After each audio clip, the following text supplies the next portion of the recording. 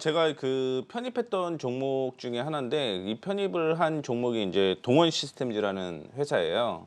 제가 편입할 때 어떤 뉴스를 봤냐면 이 캔이 부족하다. 음료 캔이 음. 품귀 현상을 좀 빚을 것이다라는 뉴스를 보고 관련주를 좀 찾다 보니까 동원 시스템즈가 굉장히 좀 괜찮은 흐름을 좀 보여줄 것으로 보여서 추천을 했는데 일단은 3월에 음성의 한일재관 공장이 화제가 되었습니다. 여기에서 뭐 대부분 50에서 한 60%를 한일재관이 캔을 만드는데 이게 지금 불이 나서 내년 한 뭐 3, 4월, 5월 이때까지 뭐 정상화 되기는 쉽지는 않을 것이다라고 얘기를 하고 있습니다. 그렇기 때문에 품귀 현상이 좀 빚고 있는 상황에서 일단은 대표적으로 동원 시스템즈 같은 경우는 무선 충전 음료 캔을 만드는 회사다라고 좀 생각을 하시면 좋을 것 같아요.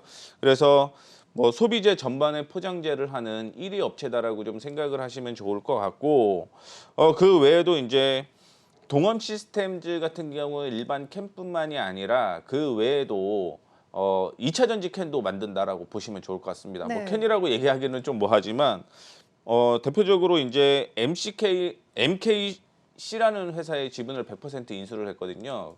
그게 뭐냐면 이제 무슨 그 2차 전지 용 캔 사업을 가지고 있다라고 보시면 좋을 것 같고 기존에 그 주식을 100% 보유를 하고 있었기 때문에 아마 이런 부분은 뭐 실적이나 돈이 나가는 게 아니라 흡수합병식으로 해서 아마 성장 규모, 외형적인 규모가 훨씬 커질 가능성이 높다라고 좀 얘기를 해드리고 싶고 두 번째도 역시 테이펙 솔루션이라는 기업도 역시 100% 지분을 보유하고 있다가 흡수합병을 했습니다. 뭐 앞서 얘기한 것처럼 음료 캔, 그다음에 소비자 전반에 대한 캔 관련된 회사라고 본다라고 한다면 뭐 역시 알루미늄에 대한 가격이 인상됨에 따라서 13년 만에 최고치 찍었죠. 네, 네. 동원 시스템즈의 실적도 역시 긍정적인 흐름으로 이어질 가능성이 있다라고 보고 있고 2차 전지 쪽으로 보게 되면은 이제 뭐 스마트 솔루션을 계속적으로 좀 구축을 하려고 노력을 하고 있습니다.